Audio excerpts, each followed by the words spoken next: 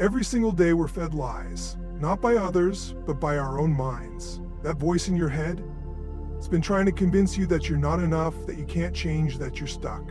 But today, right here, right now, we silence that voice. Today, you take back control. You are not your thoughts. It's a truth so simple yet so powerful, most people never realize it. They wake up every morning and immediately get pulled into the same storm of inner chatter. That voice that says, you're not good enough, you always mess things up, they don't really like you, why even try? It sounds convincing, it sounds real, but here's the truth. Just because a thought appears in your mind doesn't mean it reflects reality. It doesn't mean it's you. Your thoughts are a product of your conditioning. From the moment you were born, you were shaped by your environment, by your parents, your teachers, your experiences, your traumas, your fears. Every experience left an imprint. And over time, your brain built patterns to interpret the world. These patterns became your internal voice. But that voice is not some divine authority. It's a reflection of the past, not a predictor of your future. See, the mind is designed to think. That's its job. It produces thoughts constantly, like a river that never stops flowing. Some of those thoughts are useful, some are total garbage. But most people never stop to question what's flowing through their mind. They just accept it as truth. That's where suffering begins. You've had moments where a thought popped into your head that made no sense. Maybe it was dark, self-critical, even cruel, and you wondered, why did I think that? You felt guilty for even having the thought. But hear this, having a thought doesn't make it yours. It doesn't define who you are. It doesn't mean you believe it. It just means your mind is doing what it does, throwing things at the wall. The problem isn't the thought, the problem is the attachment to it. When you begin to observe your thoughts instead of identifying with them, everything changes. You create space. You become the watcher of the mind, not the prisoner of it. That's where true freedom begins. That's when you realize, I don't have to believe everything I think. That's when you take your power back. Think about it like this. You're sitting in a movie theater and a film is playing on the screen. That film is your mind. It's your thoughts, your memories, your fears, your fantasies. Now, most people get so sucked into the film, they forget they're even in a theater. They become the character on screen. They feel the pain, they feel the fear, they live the story as if it's real. But what if you stepped back? What if you reminded yourself, I'm not the movie, I'm the one watching it. That's the shift. When you disidentify from your thoughts, you gain leverage. You start to make decisions based on who you really are, not who your mind says you are. You stop reacting and start creating. You stop spiraling and start leading. Because deep beneath all the noise of your mind, there's something much more powerful. Your awareness, your soul, your spirit, whatever you want to call it. That's the real you. That's the version of you that's calm, confident, and grounded no matter what thought shows up. That's the you that sees a negative thought and says, thanks for sharing, but I'm not buying it today. Your mind will keep doing what it does. That's okay. It doesn't need to be silent. It doesn't need to be perfect. You don't need to fight your thoughts. You just need to stop worshiping them. You need to stop assuming they're facts. Thoughts are suggestions, not commands. They're possibilities, not realities. And you get to choose which ones you give your energy to. This is the beginning of mental freedom. The moment you stop saying, I'm anxious, and start saying, I'm experiencing anxious thoughts right now. Do you feel the difference in power? One is identity, the other is observation. One traps you, the other liberates you. Awareness is power. It's not just a concept. It's the starting point for every breakthrough, every transformation, and every lasting change in your life. Until you become aware, you're running on autopilot. You're reacting, not responding. You're living out patterns, not making conscious choices. You're not leading your life. You're being led by your past, your pain, and your programming. And the scary part is, most people don't even realize it. They're stuck in the same cycles, feeling the same emotions, thinking the same thoughts, and wondering why nothing changes. But change can't happen without awareness. You can't fix what you can't see. The moment you become aware of a pattern is the moment you get the chance to break it. That's the first spark of power, recognition. Suddenly, instead of just thinking, I'm always overwhelmed, you catch yourself in the moment and realize, wait, I'm choosing overwhelm right now. I'm going to that loop again. That shift right there is everything. Because the second you notice the pattern, you're no longer the victim of it. You're the observer, and the observer has choice. The observer can intervene. That's the edge where transformation begins. Without awareness, your life is run by scripts you didn't consciously write, scripts about who you think you are, what you think you're worth, what you believe you're capable of. These scripts are often handed down by parents, shaped by trauma, reinforced by culture, and they're running in the background of your mind 24/7. They affect your relationships, your decisions, your confidence, your happiness. But once you see the script, you can rewrite it. It's the beauty of awareness. It puts the pen back in your hand. Is not about judgment. It's not about beating yourself up for the things you've done unconsciously. It's about owning your power. It's about stepping back and seeing your life from a higher place. Like zooming out from a GPS, you start to see the whole map, not just the street you're stuck on. You begin to see your emotional triggers. You see where you shut down. You see how you self-sabotage. You see how you reach for distractions when you're afraid to face your truth. And instead of hiding from it or pretending it's not happening, you just sit with it. You face it. You feel it. That's real strength. Awareness isn't always comfortable. It's raw, it's confronting. It shines a light on the places you've avoided. But that light is what sets you free. You can't shift your mindset if you're unwilling to explore it. You can't build confidence if you're not aware of the voices tearing it down. You can't experience peace if you're not aware of the chaos that's been normalized in your mind. So, don't fear the discomfort of awareness, lean into it. Because on the other side of that awareness is clarity, and on the other side of clarity is change. Start paying attention to your thoughts, not just what you think, but how often you think it. Notice the tone. Is it supportive or destructive? Notice the timing. Do certain emotions always show up in specific situations? Become a student of your own mind. Start noticing your emotions, not just the surface level ones, but the subtle ones underneath. Ask yourself, why am I feeling this way right now? Not from a place of blame, but from a place of curiosity. Awareness isn't about control, it's about understanding. When you understand your internal world, you're no longer at its mercy. The truth is, awareness gives you options. When you're unconscious, you only have one default path. But when you're aware, you see the fork in the road. You can choose patience instead of anger. You can choose courage instead of fear.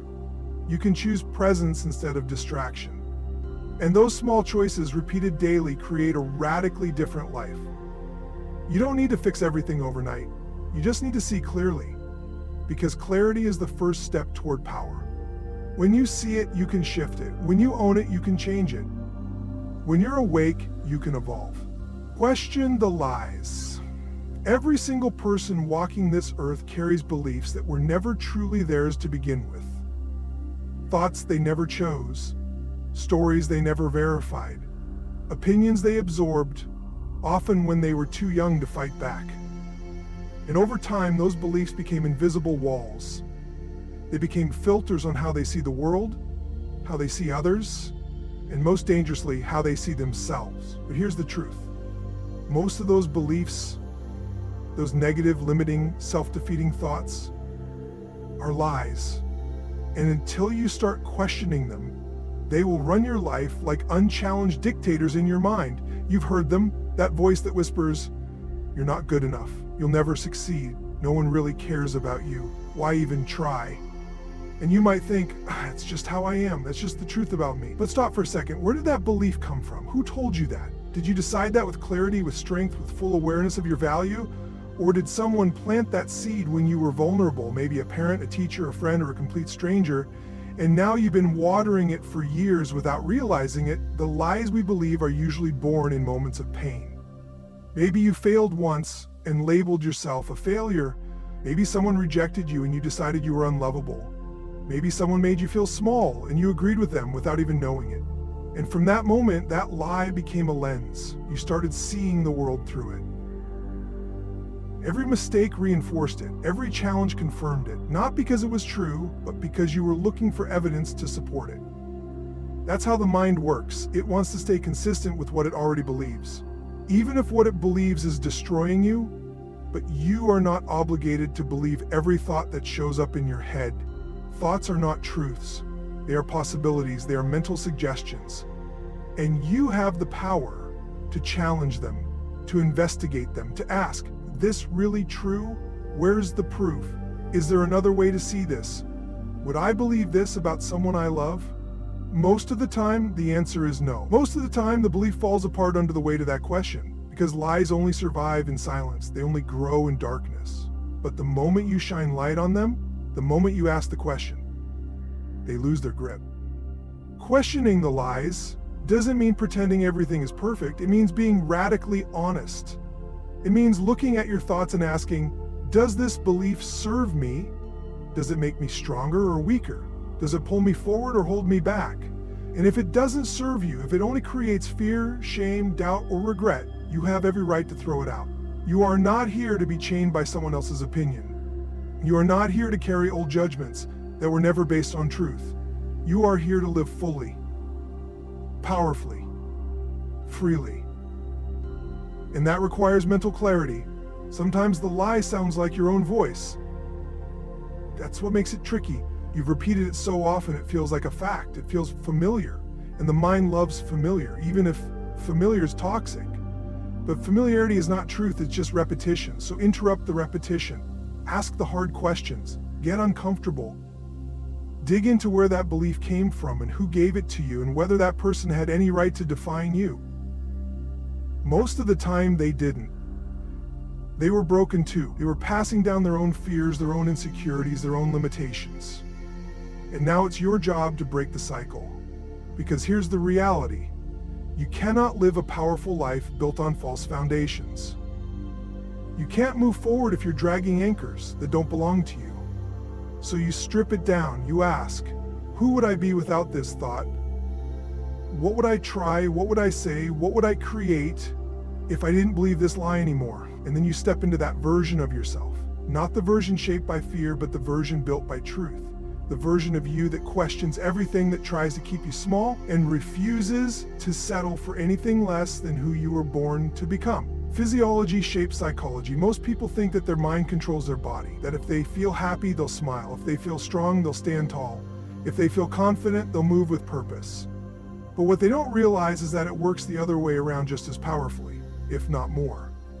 The way you move, the way you breathe, the way you carry yourself physically doesn't just reflect your internal state, it creates it. Your body is the gateway. Your body sends signals to your brain every second of the day, and those signals become your emotional reality. You've felt it before, even if you didn't know it. Those days when you slump your shoulders, breathe shallow, keep your eyes low, you feel tired, defeated, small. It's not just in your head, it's in your posture, it's in your breath.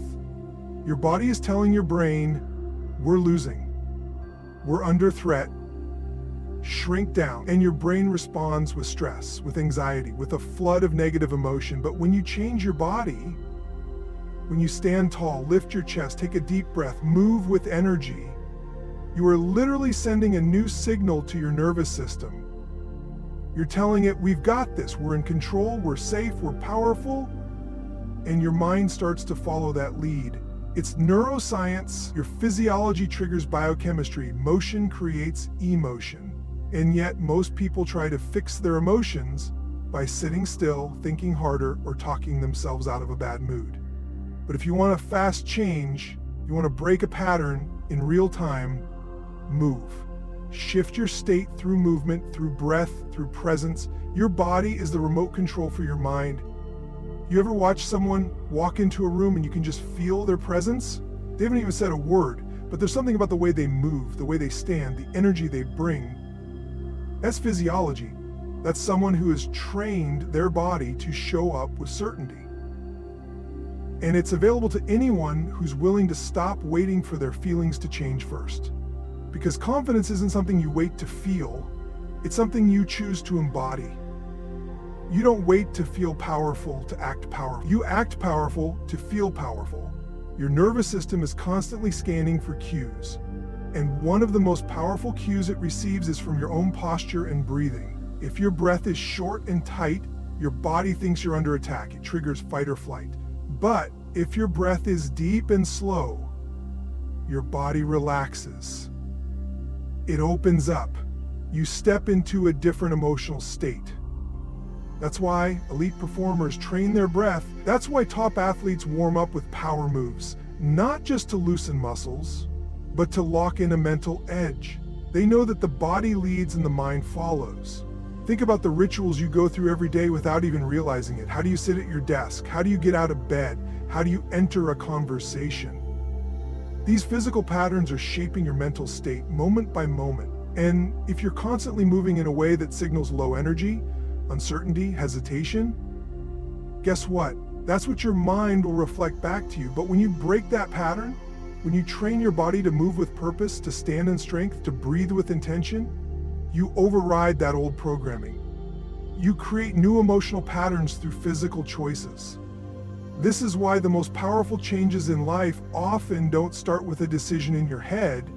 They start with a decision in your body to move differently, to stand differently, to breathe differently, to show up before you feel ready.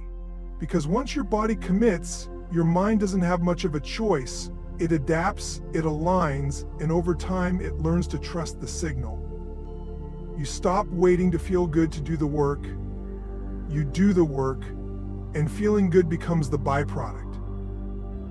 You train your body to lead, and your mind starts to follow, with clarity, with focus, with strength. Language is your weapon. Words are not just sounds we toss into the air. They are commands to your nervous system. They shape the way you think, the way you feel, the way you act. Language creates your experience. It builds the meaning around every moment of your life. And the most dangerous thing, most people never stop to question the words they use. They speak on autopilot. They label themselves, their challenges, their identity with words that don't empower them, and then wonder why they feel stuck. But if you want to change your life, if you want to shift your emotional reality, you start by changing your language. It's passive, it's generative. It doesn't just describe your experience, it creates it. You say, "I'm devastated," and your brain and body follow that command. You say, "I'm overwhelmed," and suddenly the pressure builds. But if you say, "I'm a little off balance, but I'm adjusting," or "I'm challenged, but I'm growing," you instantly frame your situation differently. It's not about lying to yourself. It's about taking control of the narrative, because your brain believes what you consistently tell it. If you call it stress, it becomes stress. If you call it momentum, it becomes momentum. If you say you're stuck, your mind will close the door. But if you say you're transitioning, you're evolving, you're figuring it out, your mind starts looking for solutions. Words are emotional triggers. You got language that can make you laugh, cry, panic, or rise. One word can change your state. One phrase can shut you down or light you up. The difference between "I failed" and "I'm learning" is massive. One slams the door, the other opens it. One labels you as broken, the other identifies you as growing. Same situation, different language, entirely different outcome. The problem is, most people have a habitual vocabulary of disempowerment. They use exaggerated, extreme, negative words for everyday frustrations. They say they're exhausted when they're just tired, destroyed when something goes wrong, hopeless when they hit a challenge.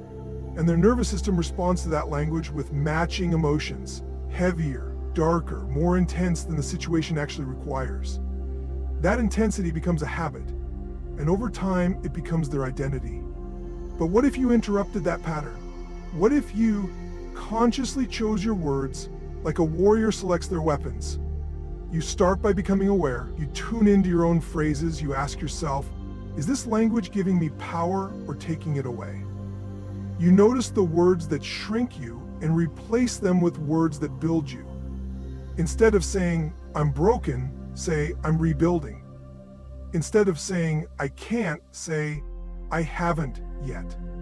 Instead of saying, "I always mess this up," Say, I'm getting better every time. Language like this shifts your perception. It trains your focus, it builds momentum, because what you speak becomes what you experience. This is why mantras, affirmations, declarations, they work. Not because they're magic, but because they are deliberate uses of language to program the mind. You say something enough with enough emotion, and your nervous system starts treating it as truth. Your subconscious listens.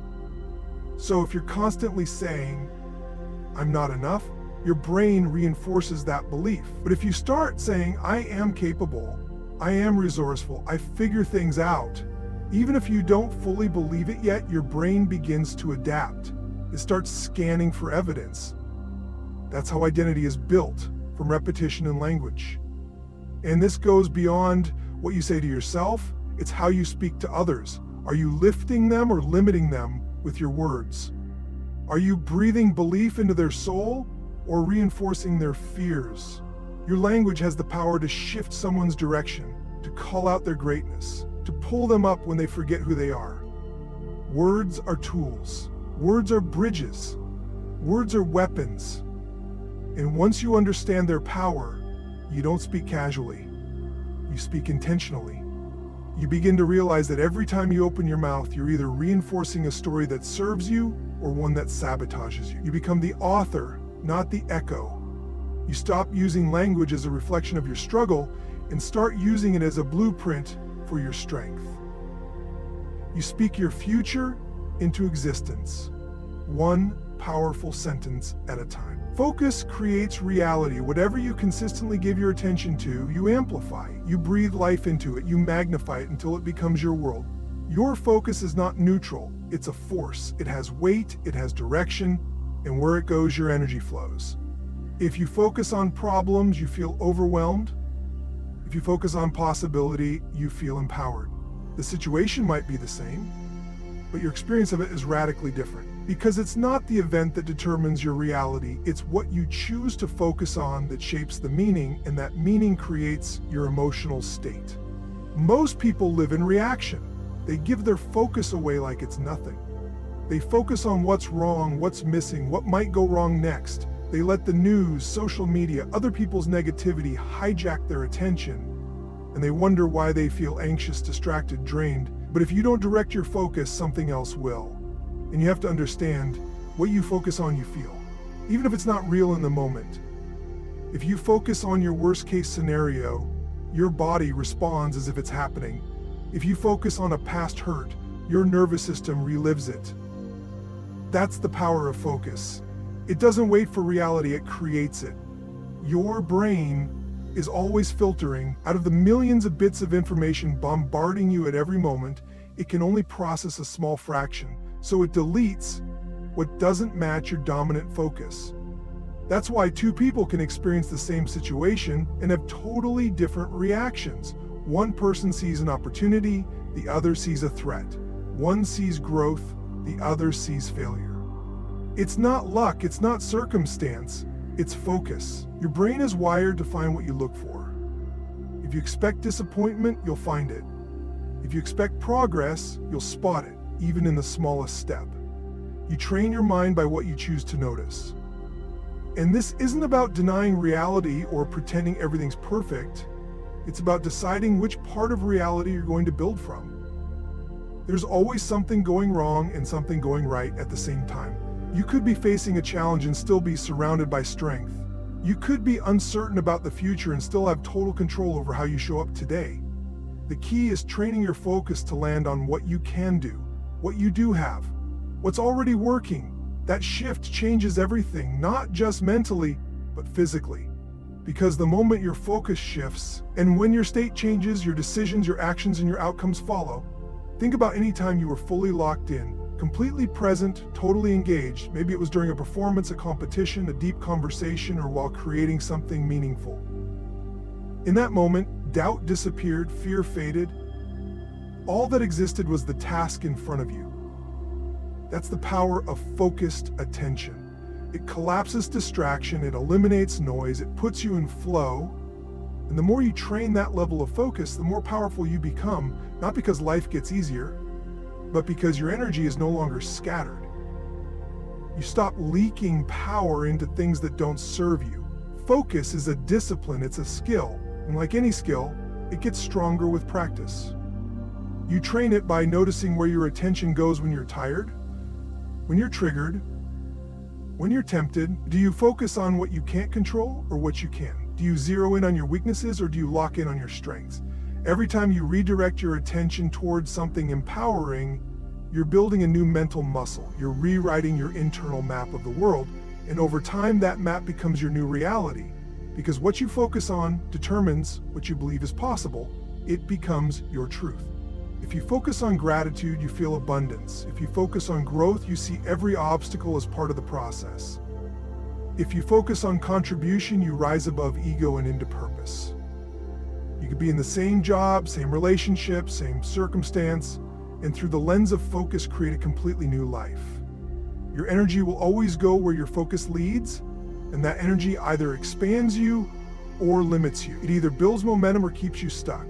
It either aligns you with your highest vision or ties you to your past. That's the decision you make every day, not with willpower, but with awareness of what you're choosing to see and what you're choosing to ignore. Focus isn't just about attention, it's about intention. It's choosing what kind of reality you want to live in and then aligning your mind with that outcome until it becomes who you are. Rewire with repetition. The mind doesn't change through inspiration alone, it changes through installation. It changes when a new thought becomes more than a passing idea and transforms into a dominant pattern. And the way that happens is through repetition.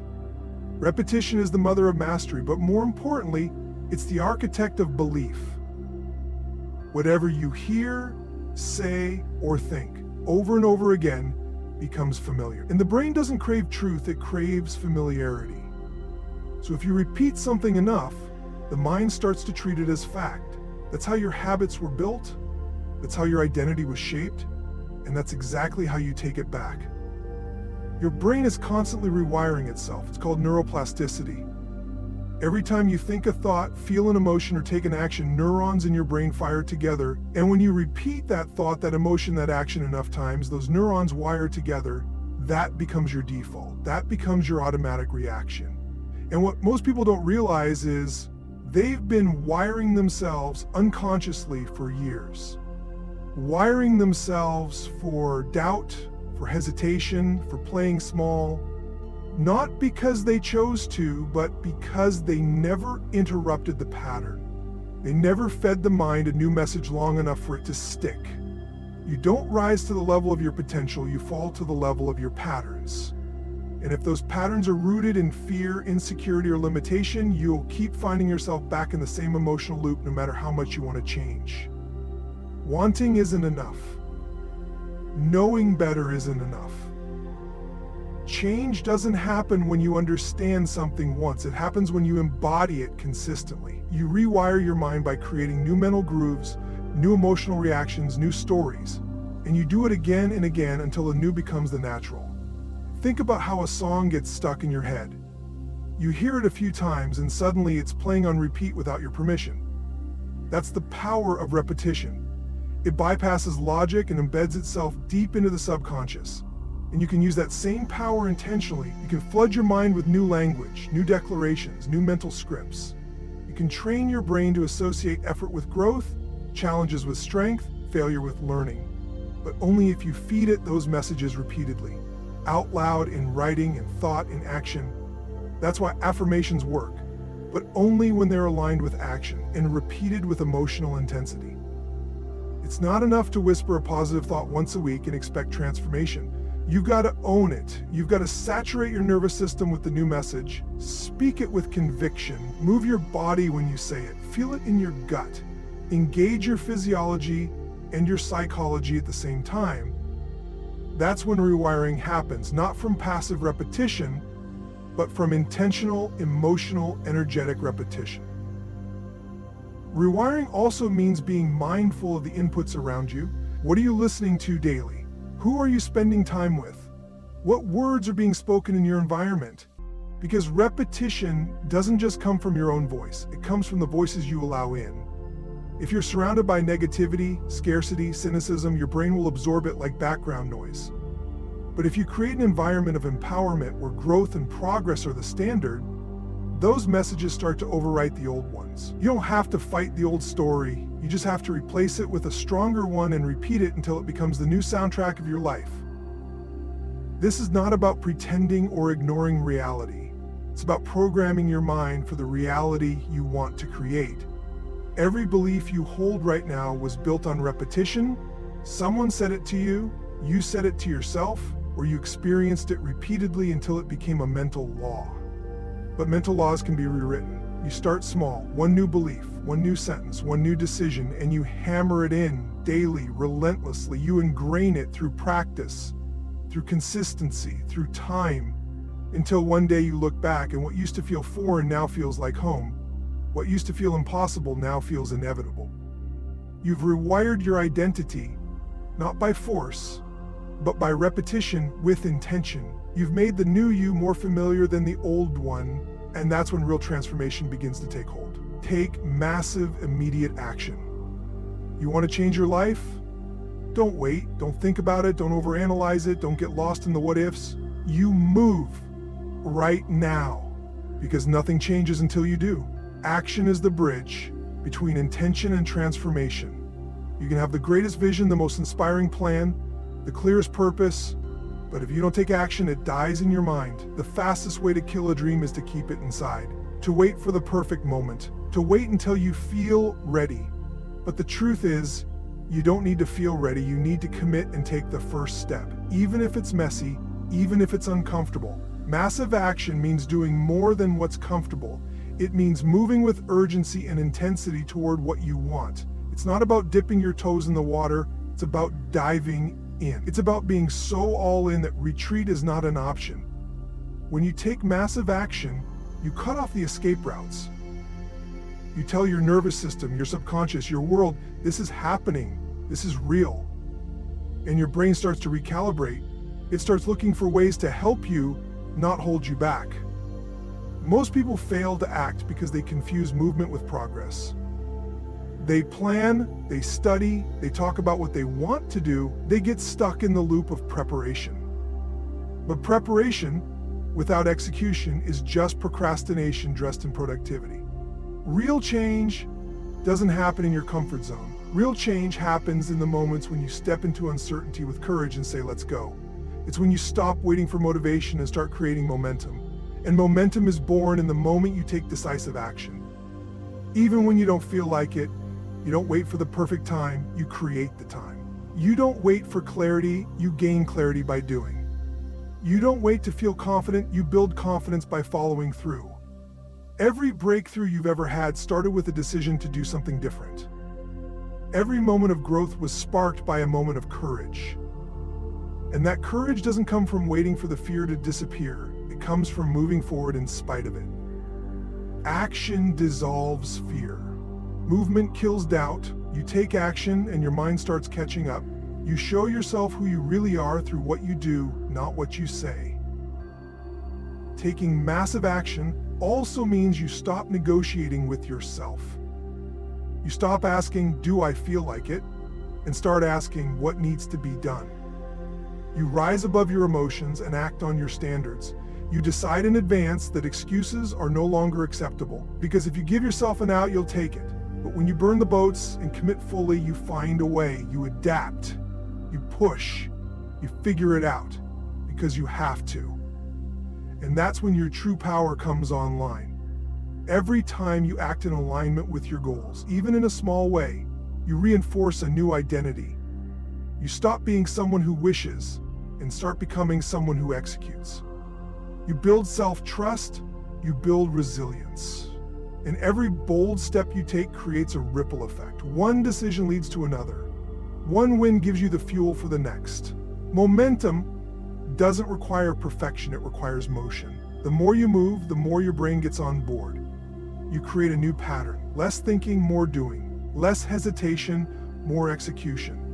And here's the key. You don't just act once. You act again and again. You become relentless. You make taking action your default setting. Not occasional, not when it's convenient, but daily. You condition yourself to follow through, because consistency compounds. When you show up every day with massive intent and decisive effort, the results may not come overnight, but they are inevitable.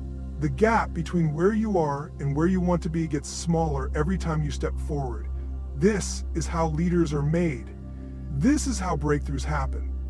Not by hoping, not by waiting, but by acting with urgency, by stepping into the unknown with a fire in your gut and a refusal to retreat.